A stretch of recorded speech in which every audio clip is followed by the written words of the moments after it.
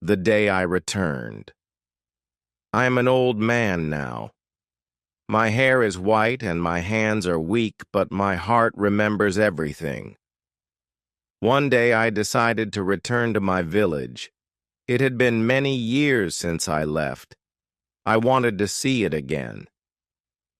The road to the village was long and quiet. I walked slowly, using my stick to help me. The trees were taller than I remembered, and the air smelled fresh. I thought about my childhood as I walked. I thought about my family and friends.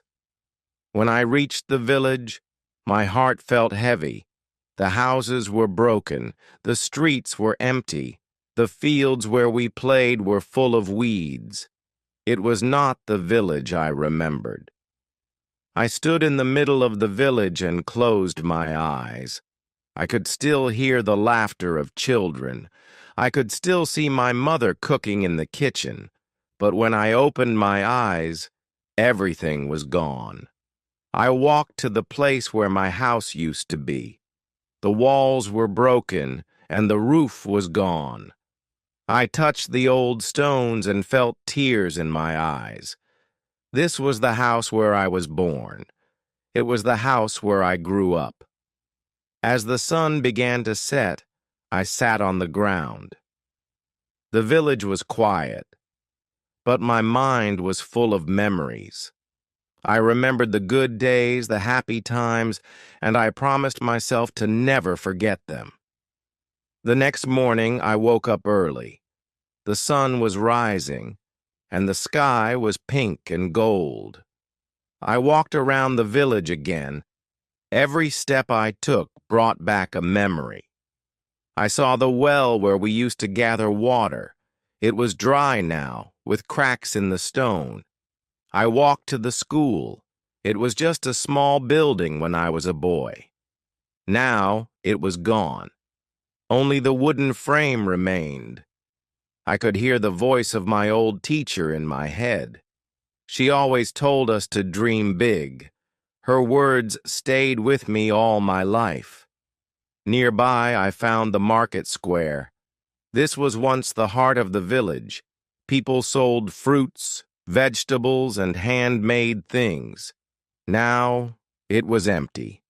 The ground was covered in dirt and leaves.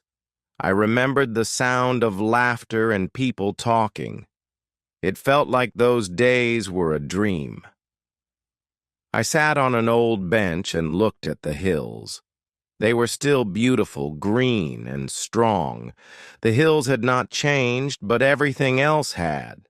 I wondered what happened to the people. Where did they go? Did they ever think about the village like I did? As I sat there, a bird landed near me. It was small and white with black spots on its wings. It sang a soft song. For a moment I felt peace. The bird reminded me that life goes on, even when things change. I stayed there until the sun was high in the sky. Then I stood up and kept walking.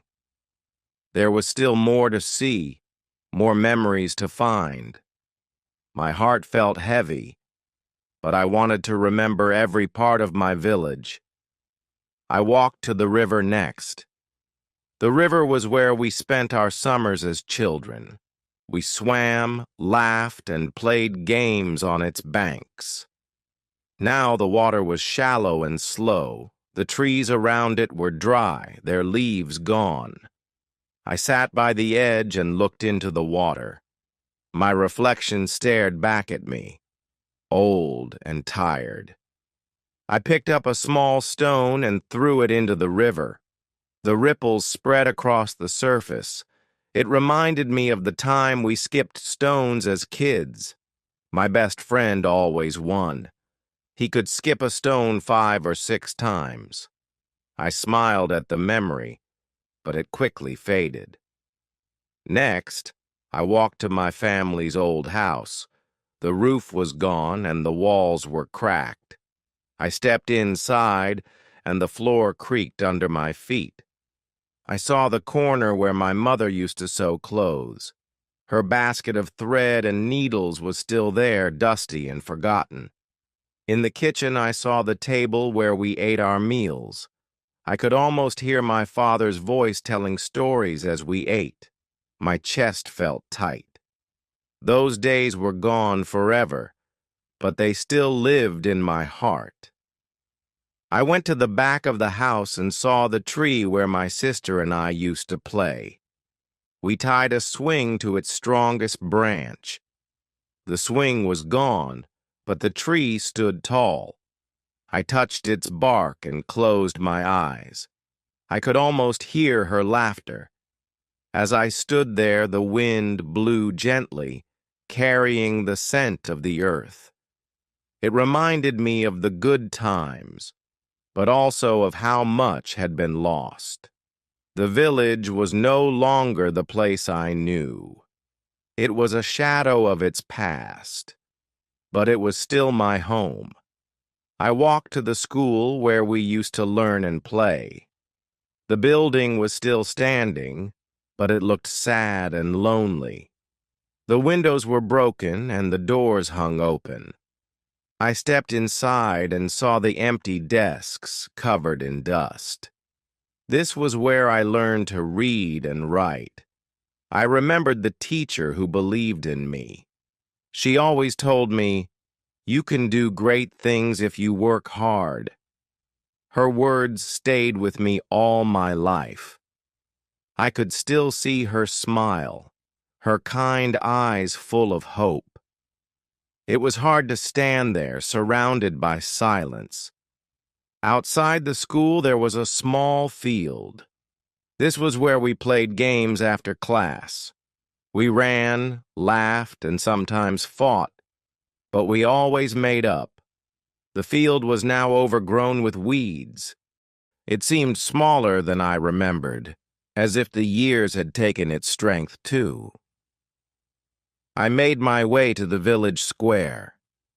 It used to be the heart of our community. The market stalls were gone and the benches were broken. I stood in the middle, imagining the voices of people buying and selling, children running, and old men talking about the past. There was a fountain in the square, but it was dry now. As a child, I would toss coins into the water and make wishes. I wished for happiness, for love, for a good life. Looking at the dry fountain, I wondered if any of those wishes had come true. The sun began to set, painting the sky in shades of orange and pink. The beauty of the sunset felt out of place in this forgotten village. Yet it reminded me that life continues, even in the midst of loss. As the sun dipped lower, I walked to the hill outside the village. From there I could see everything, the houses, the fields, the empty streets. It was quiet, too quiet. I sat on the grass, my hands resting on my knees, and let my thoughts wander. I remembered the festivals we used to have on this hill. People from all over the village came together. We sang songs, danced, and shared food. The air was filled with laughter and joy. Now the hill felt empty, as if it missed those days too. I saw the old windmill in the distance. It used to turn slowly in the wind, its creaking sound a part of our daily lives. Now the blades were broken and it stood still, like a tired giant. It made me think about time and how everything changes, no matter how much we want it to stay the same. The stars began to appear in the sky. I looked up and thought about my family. My parents, my sister, my friends, they were all gone now. I carried their memories, but it wasn't the same.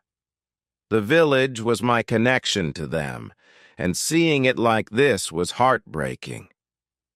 As the night grew darker, I lit a small candle I had brought with me. I placed it on the ground and watched the flame dance in the breeze. It was a small light, but it brought me comfort. It felt like I was honoring the past, the people, and the village that had shaped me. Sitting there, I realized that even though the village was in ruins, it was still part of me.